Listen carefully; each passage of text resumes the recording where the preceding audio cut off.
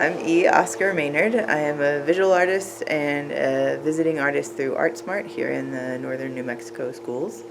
I am trained as a printmaker, but I make a lot of paper cuts.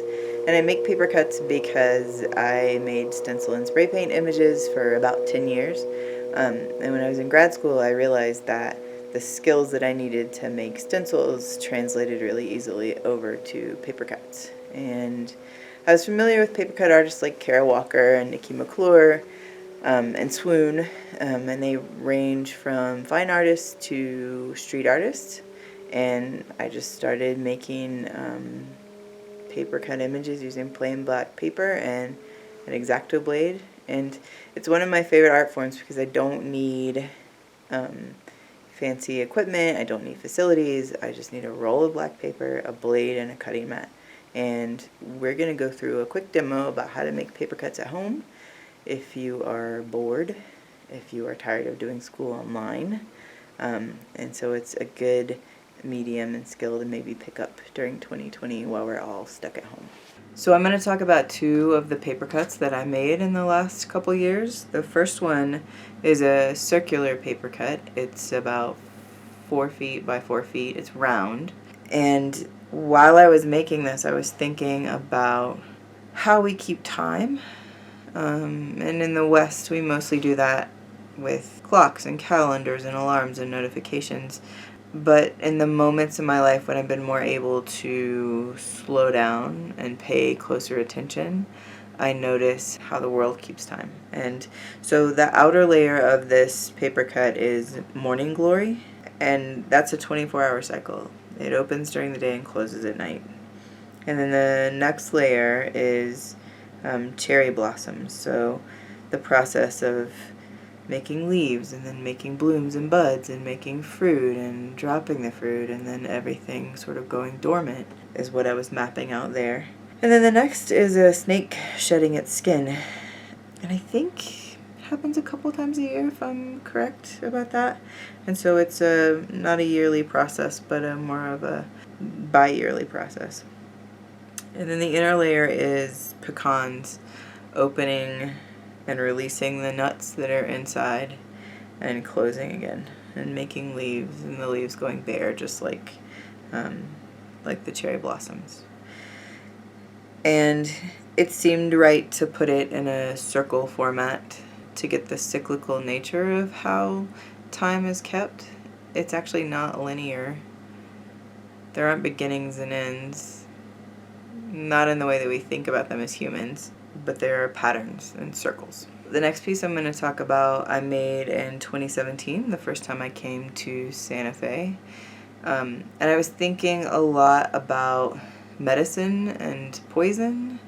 I was working on a larger project that had to do with tent revivals, which is this Christian phenomenon that happens in this country. Happened a lot more in earlier decades, but still happens. And so I was thinking about the line between poison and medicine, and if you have ever taken any homeopathics, you might know that in a certain dose, a medicine will actually cure the thing that in a larger dose it might cause. And so in this paper cut, I included a snake as sort of the central figure, thinking about venom, which is the poison side of the poison medicine divide. And then I included a lot of plants that we're really familiar with, the tomato, the pepper, which actually are mildly poisonous, and also the angel's trumpet, devil's trumpet, which are those huge, beautiful trumpet-shaped flowers that grow in New Mexico. And those are also in the same family of being poisonous plants. The tomatoes and peppers are nightshades, and so the snake was the central figure and was representing the poison. And then I was also thinking about the divide between our minds and our bodies, and so there are gears and circuitry from computers to represent the sort of mechanical way that the mind sometimes approaches things, and then all of the organic matter and some of the more ethereal and physical components to represent the body, and to put those things together and to think about how they're different and how they come together, just like the poison and the medicine.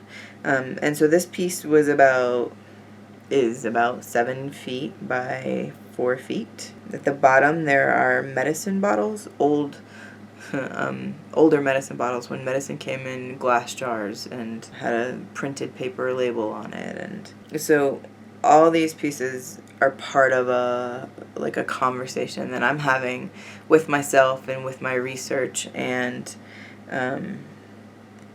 with this topic that I keep coming back to over and over again. It's part of a larger project that I'm still working on, and so this particular paper cut was just one way of continuing the conversation, or answering some of the questions, or making some of the connections. I'm going to show you how to make a paper cut at home and the materials that you will need. So you will need a pen or a pencil, your choice. You're going to need an X-Acto blade or some kind of craft knife. I use one that spins as you make the cuts. You're going to need tracing paper. And if you can get it, you will need transfer paper. If you can't find transfer paper, that is totally okay. I'm going to show you how to use the tracing paper to make your own transfer paper. And then you will also need a cutting mat. The first thing to do is to choose your image. And I usually use my computer to do it, but it's going to be a lot easier if you can find an image either from a photograph or in a book.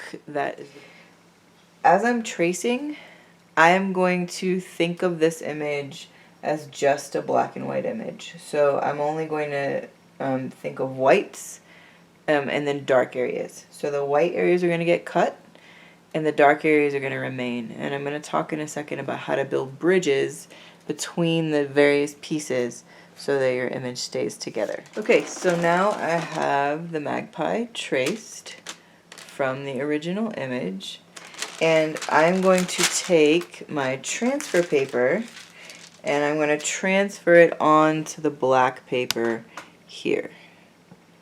And the side that I transfer on is not the side that will show. I have like a design side and then I have a clean side. So I'm going to take the transfer paper and I'm going to put it with the yellow side, the most yellow side, the most colorful side, down in between the bird and the black paper. So the order is black paper, yellow side down transfer paper, traced image. And then I'm going to take a dull pencil and I'm going to start to go over my image. If you don't have transfer paper, that is no problem. You can take either a graphite pencil, a regular pencil, or something like this, which is a red Conte crayon, or you can maybe even try chalk, just plain old drawing chalk. And you're going to go back and forth and back and forth and back and forth over the whole thing until you have a completely filled paper with this color. And so like I was saying before, if you want to transfer your image, you're just going to go over it with a dull pencil and it will show up, not super bright, but it will show up here. Okay, this is my image all transferred over with the transfer paper. And then the next thing I'm going to do is to make kind of a legend, make rules for myself. So I'm going to draw a pattern everywhere that's going to get cut.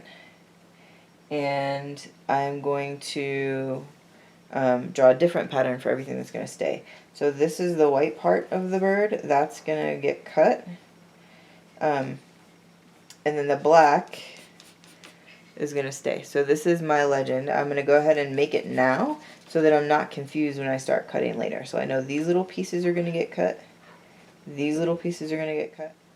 When I start cutting, I'm going to use the X-Acto blade and I'm going to use a lot of pressure. I'm going to push down pretty hard, but I'm not going to make multiple cuts like this, like I was doing in drawing. So I'm going to start in one place and go all the way to the end of that piece so that I'm cutting out a whole shape.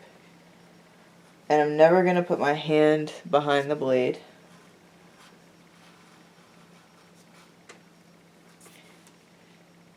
It'll take a lot of practice before it's that easy and it just pops out, but that is how you want it to go in the end. So then I'm going to cut the other piece above it, and I'm going to be really careful to leave this bridge between the black in the back of the bird and the black in the tail of the bird. And then I'm going to cut out this piece. This is the finished paper cut. This is the little magpie that I made. And I wanted to say, as you're starting to do paper cuts, a really simple design like this star with a border on the outside, a thick border, is going to be a good place to start.